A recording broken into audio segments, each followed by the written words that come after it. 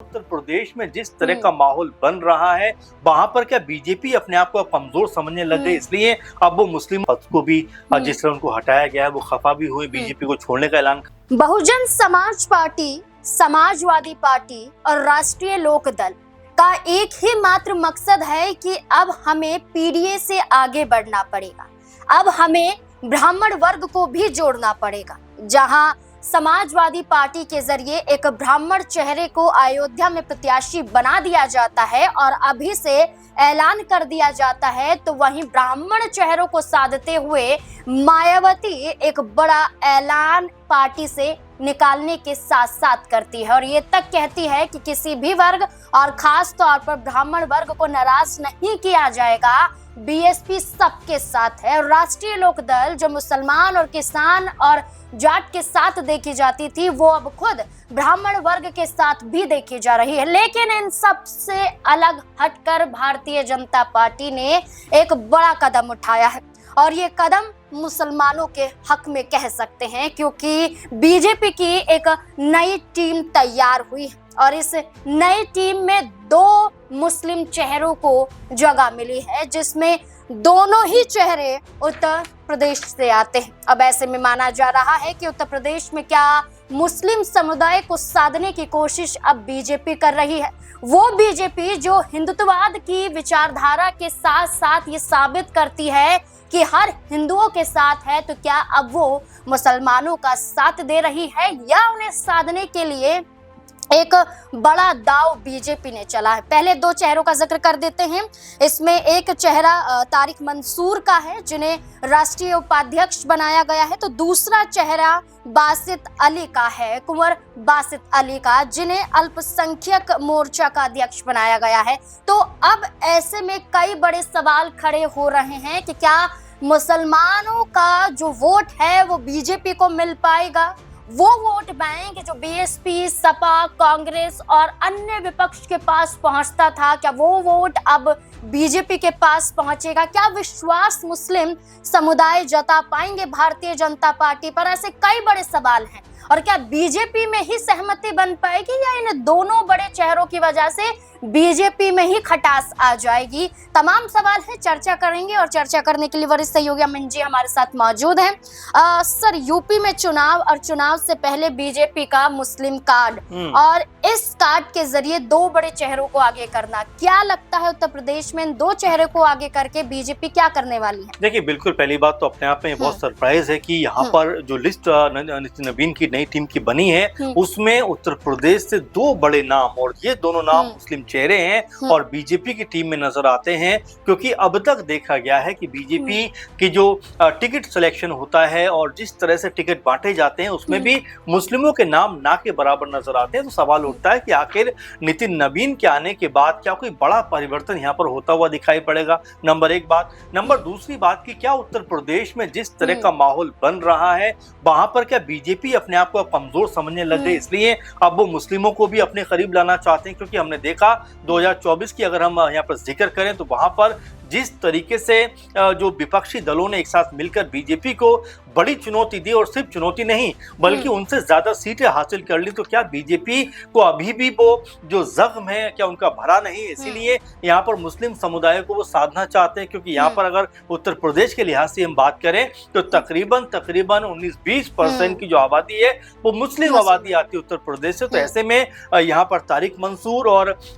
वासित अली का इस टीम में आना कहीं ना कहीं संदेश जरूर देता है, क्योंकि उत्तर प्रदेश से लगभग 8 नाम सामने आए हैं और उसमें से भी 2 नाम मुस्लिमों के दिखाई पड़ते हैं। तो ये अपने आप में बहुत बड़ा कह सकते हैं कि रणनीति का हिस्सा हो सकता है बीजेपी का कि भाई किस तरह से उत्तर प्रदेश को साधना है। क्योंकि ये भी लगातार कहा जा रहा है कि देखिए 2 बार का चुनाव बीजेपी ने बड़ी आसानी के साथ में जीता। जब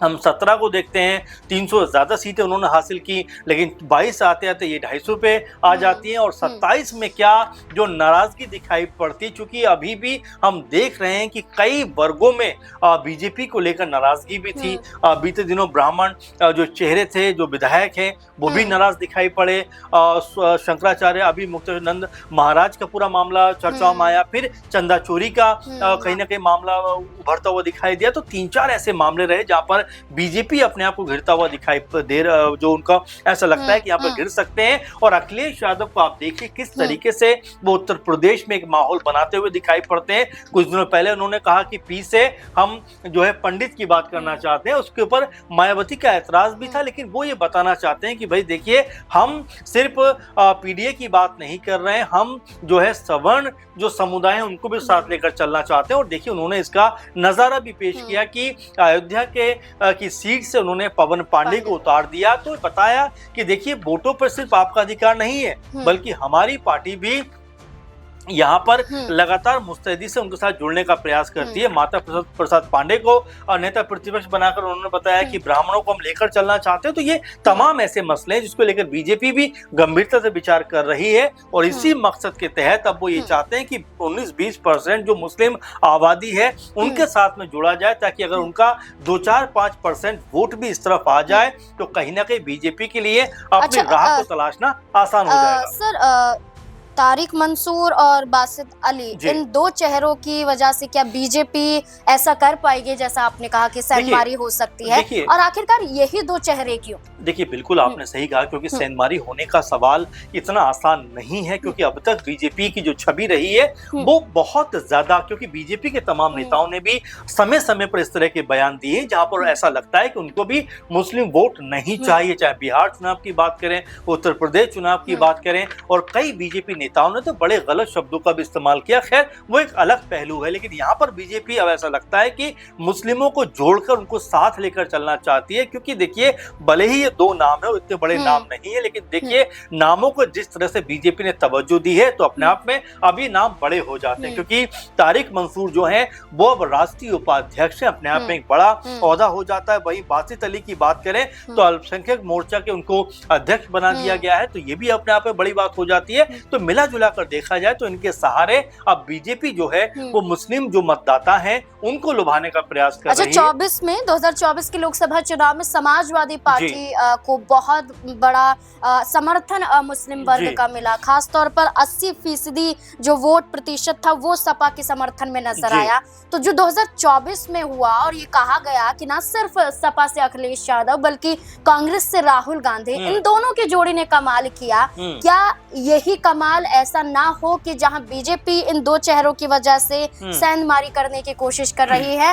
और 27 के चुनाव में यही दोनों लड़के फिर से बाजी मारे? देखिए बिल्कुल, और इसमें कोई दोहराई भी वाली बात नहीं है। आपने जो कहा वो काफी हद तक सच के करीब भी दिखाई पड़ता है, क्योंकि 24 में बिल्कुल कहा गया कि दो लड़के घूम रहे हैं, इनसे कुछ नहीं होने वाला है, तमाम तरह की बातें बनी, लेकिन उसके बाद में जब परिणाम सामने आता है तो ये पता चलता है बीजेपी जो अब तक 2 बार से 19 और 14 की बात करें तो बीजेपी में ने लगभग सीटों पर कब्जा किया, क्योंकि 14 में लगभग 71-72 सीटें उनके पास आती हैं। वहीं अगर हम 19 की बात करें तो 62-63 सीटें उनके पास आती हैं, और अगर हम 24 का आंकड़ा देखें तो पता चलता है कि बस 32-33 सीटों पर बीजेपी अटक जाती है, रह जाती है। तो ये बताता है कि जो विश्वास लोगों में जो 24 से पहले था वो 24 के बाद में उतना ज्यादा बनता हुआ नजर नहीं आ रहा। इसीलिए तमाम समुदायों को साधने का यहाँ पर बीजेपी प्रयास कर रही है और अपनी रणनीति को बदलने का प्रयास कर रही है कि भाई देखिए एक समुदाय को हम बिल्कुल इग्नोर नहीं कर सकते, और ये बात अब बीजेपी के नेताओं को समझ में आ रही है। और यहाँ पर नितिन नवीन की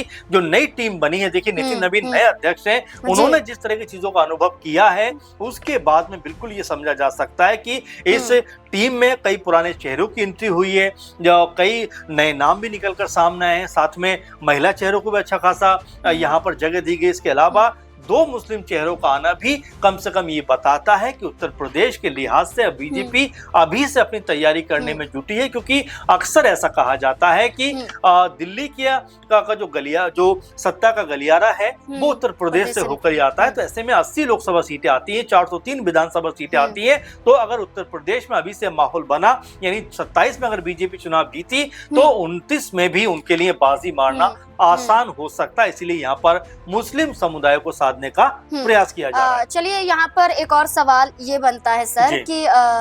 कि मान लीजिए कि ये है कि हम